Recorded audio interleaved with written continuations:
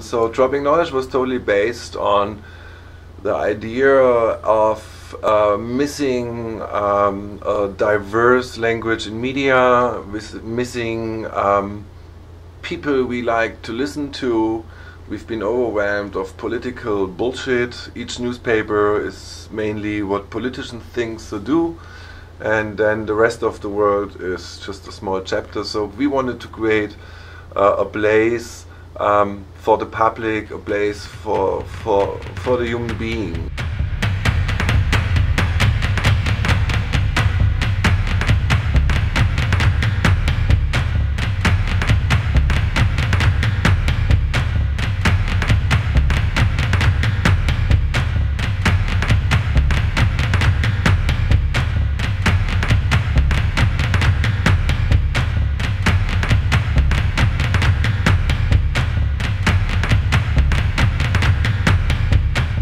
Okay, good morning. Thanks everybody for coming. Thanks everybody for being time.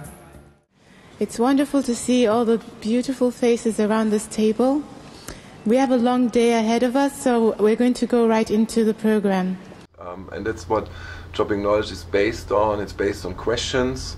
We decided that we don't know the answers. We decided that we don't know more as you may know. So we tried really to stay on the bottom.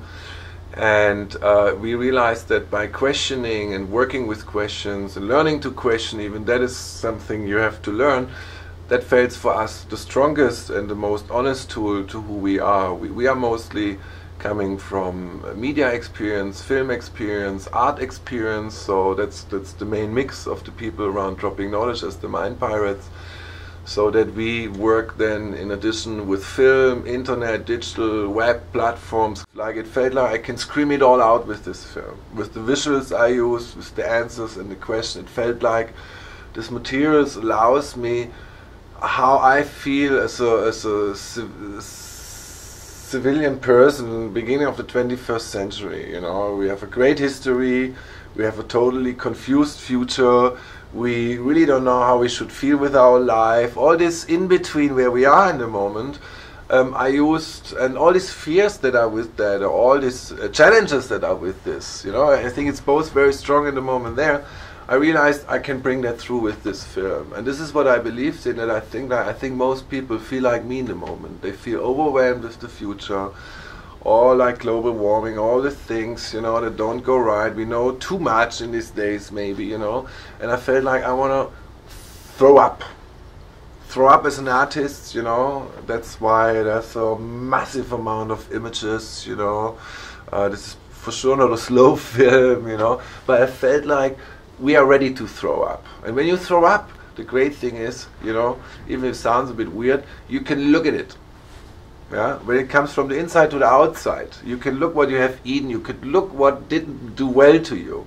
And that's what I like about the film, that like I think when you watch it, it might be a bit overwhelming for some people depending how they deal with these things in their personal life, but it helps you like to look at it. Instead of it's hidden, and we hide it a lot. Also I'm very surprised. For me, one reason why I do this project is like I'm surprised how much bullshit we talk in society today, on parties, on dinners, even in the art scene, even in the high intellectual scene, how much unnecessary talking we have, and how much is in us beating to come out, to be spoken about. How do you think about this? How do you feel about that?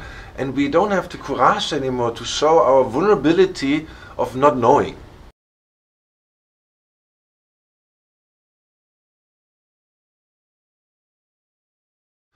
That I chose this way is very important for me. Yeah, the computer is small, but I see the computer as a cinema device, and this is what we embrace people in the moment. I don't believe in the classic cinema financial system anymore. I don't want to be part of that. I love cinemas. I would love to see this film in the cinema, but I don't see the business bringing my film into the cinema.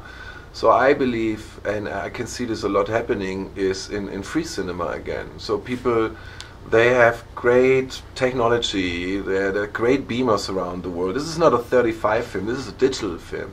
You can take any beam on any house wall, put some chairs in front of, and I want this film to go all around the world. I don't want to have it just in the AMC in Chicago, I want to see this film in the township of South Africa or whatever. So we embrace, on the website that we build right now, the viewer to become the cinema. So if you watch it and you feel, wow, this is interesting, I want to share this, because it's a great film to share in a group, with a dinner or whatever you pack around this. So it's Tupperware cinema, that's what we believe in, you know. Take the film, we give you some information, you can freely download it from the internet, on highest quality, you know. And so I think the film will have a lot of living. Then there's a huge amount of festivals, even music festival, Burning Man and other things just beside the cinema world, who love to use film as an element.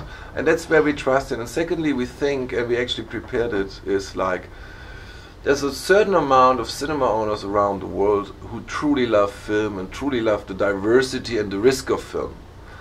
They run very small cinemas, they all have financial problems even in the world maybe, but I think these cinemas, if they like the film, they can pick it up this week, next week, in 4 months, in a year, in 5 years, up to them. Run it for free. We're not gonna distribute it to them. We're gonna give them a special download code where you have a higher quality for digital cinema, and they can run it.